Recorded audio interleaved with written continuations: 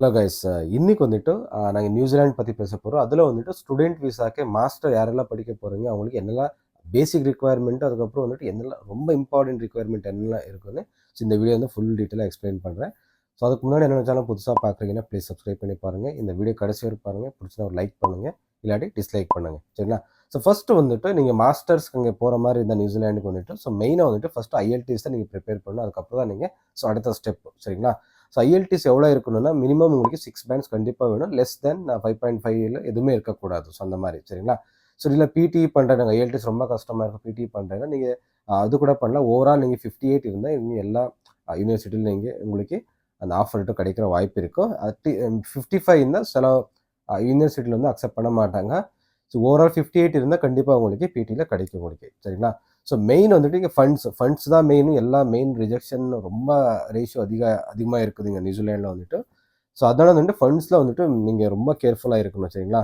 இப்போ எக்ஸாம்பிள் சொல்ல போனால் ஃபண்ட்ஸ் நீங்கள் எவ்வளோ காட்டணும்னா, ஃபார் எக்ஸாம்பிள் உங்களுக்கு யூனிவர்சிட்டி ஃபீஸ் வந்துட்டு 1 இயர் கோர்ஸ் நீங்கள் எடுத்தீங்கன்னா, ஸோ ஃபீஸ் வந்துட்டு ஒரு $40,000 உங்களுக்கு 20 lakhs இந்தியன் மணி, உங்களுக்கு ஒரு அப்ராக்சிமேட்டாக 50 rupees நீங்கள் எடுத்த டாலர் ப்ரைஸ், சரிங்களா? 20 lakhs ஆகும். அதுக்கப்புறம் வந்து லிவிங் காஸ்ட் வந்துட்டு இப்போ இயர்லி வந்துட்டு நீங்கள் 20,000 நியூசிலாந்து டாலர்ஸ் காட்டணும். அது வந்து 10 lakhs ஆகும். ஓகே, டோட்டல் வந்துட்டு நீங்கள் 30 lakhs நீங்கள் காட்டணும், சரிங்களா?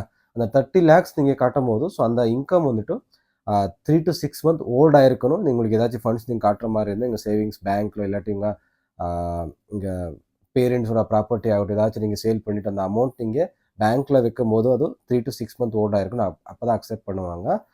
ஸோ மெயினாக வந்துட்டு அங்கே சோர்ஸ் எப்படி வந்துச்சுன்னு ஃபுல் டீட்டெயிலாக செக் பண்ணுவாங்க. அதில் ஒன்றும் மிஸ்டேக் ஆச்சுன்னா உங்களுக்கு விசா ரிஜெக்ஷன் ஆகும்.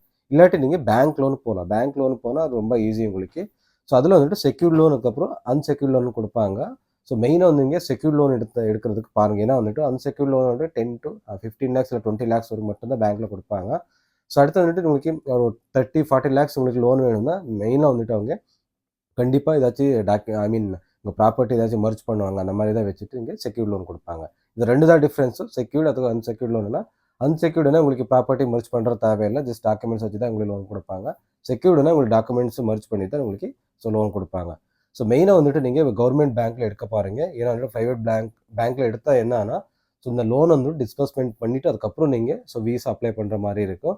ஆனால் நீங்கள் கவர்மெண்ட் பேங்க், கனரா பேங்க் ஆகட்டும், SBIயில் அந்த மாதிரி நீங்கள் பேங்க் எடுத்தால் நீங்கள் நீங்கள் டிஸ்பர்ஸ் பண்ணுற தேவை இருக்காது. ஜஸ்ட் நீங்கள் அந்த என்ன சொல்கிறது, உங்களுக்கு சாங்ஷன் லெட்டர் ஒன்று இருக்குல்ல, அந்த சாங்ஷன் லெட்டர் வச்சு நீங்கள் அப்ளை பண்ணிக்கலாம் விசா. ஒன்ஸ் உங்களுக்கு அப்ரூவல் ஆயிடுச்சுன்னா அதுக்கப்புறம் வந்துட்டு ஃபண்டு நீங்கள் காலேஜ் ஃபீஸ் வந்துட்டு நீங்கள் ட்ரான்ஸ்ஃபர் பண்ணிக்கலாம், சரிங்களா? ஸோ அடுத்து வந்துட்டு இங்கே PCC எடுக்கணும். அதுக்கப்புறம் மெடிக்கல் வந்துட்டு ஸ்டூடெண்ட்டோடது ஒரு செஸ்ட் எக்ஸ்ரே எடுத்தாலே போதும். நீங்கள் அது மட்டும்தான், ஃபுல் மெடிக்கல் எடுக்கிற தேவையில்லை, சரிங்களா? இந்த மாஸ்டர் நீங்கள் 1 year கோர்ஸ் நீங்கள் அங்கே போயிட்டு நீங்கள் படித்து கம்ப்ளீட் பண்ண உங்களுக்கு ஸ்டே பேக் 3 years உங்களுக்கு கிடைக்கும், சரிங்களா? அந்த 3 yearsல வந்துட்டு நீங்கள் பாயிண்ட்ஸ் மீட் ஆயிடுச்சுன்னா நீங்கள் கண்டிப்பாக நீங்கள் PR எடுக்கலாம். 3 yearsக்குள்ளவே நீங்கள் PR எடுக்கலாம். ஸோ மெயின் வந்து நீங்கள் மாஸ்டர் முடித்தாலே உங்களுக்கு ஒரு பாயிண்ட்ஸ் வரும். அடுத்து வந்துட்டு அங்கே இருந்து ஒரு 2 years நீங்கள் 1.5 years நீங்கள் ஒர்க் பண்ணாலே போதும், உங்களுக்கு அந்த PR எலிஜிபிலிட்டி நீங்கள் வந்துடுவீங்க, சரிங்களா?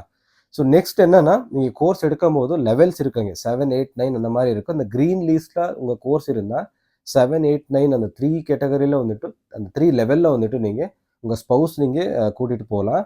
ஸோ நீங்கள் க்ரீன் லிஸ்ட்டில் உங்களுக்கு கோர்ஸ் இல்லைன்னீங்க, லெவல் 9 இருந்தால் மட்டும்தான் உங்கள் ஸ்பௌஸ் வந்து அங்கே கூட்டிகிட்டு போக முடியும். இல்லாட்டி வந்துட்டு நீங்கள் ஸ்பௌஸ் கூட்டிகிட்டு போக முடியாது. ஸோ அதுவும் மெயினாக பார்த்துக்கோங்க, சரிங்களா? ஸோ அடுத்தது என்னன்னா, நீங்கள் விசா அப்ளை பண்ணும்போது எவ்வளோ ஃபீஸ் என்ன உங்களுக்கு ஆன்லைனில் அப்ளை பண்ணும்போது நியூசிலாந்து டாலர் உங்களுக்கு $430 நீங்கள் பே பண்ணுற மாதிரி இருக்குது, சரிங்களா? ஸோ அதை அப்ளை பண்ணிவிட்டு அதுக்கப்புறம் வந்துட்டு உங்களுக்கு மினிமம் உங்களுக்கு 3 to 4 weeksக்குள்ளவே உங்களுக்கு அவங்க ஏதாச்சும் டாக்குமெண்ட்ஸ் தேவையான இமெயில் பண்ணுவாங்க. இல்லை ரிஜெக்ஷன் ஆயிடுச்சுன்னா ரிஜெக்ட் நீங்கள் இமெயில் கண்டிப்பாக உடனே வந்துடும். அதுக்கப்புறம் டீட்டெயில்ஸாக பண்ணியிருப்பாங்க, எதுக்கு அவங்க ரிஜெக்ட் பண்ணியிருக்காங்க என்னென்ன டீட்டெயில்ஸ் எல்லாம் அவங்க மென்ஷன் பண்ணிவிட்டு அவங்க அனுப்புவாங்க. நெக்ஸ்ட் வந்துட்டு திரும்பி நீங்கள் அப்ளை பண்ணிக்கலாம். ஸோ நீங்கள் அதை நெக்ஸ்ட் வீக்கில் இல்லாட்டி 15 daysல நீங்கள் என்னென்ன டாக்குமெண்ட்ஸ் அவங்க மிஸ் ஆயிருக்கு அதெல்லாம் மென்ஷன் பண்ணி அடுத்து நீங்கள் அப்ளை பண்ணலாம். அப்போ அப்ளை பண்ணும்போது திரும்பி நீங்கள் இந்த ஃபீஸ் கட்டணும், சரிங்களா?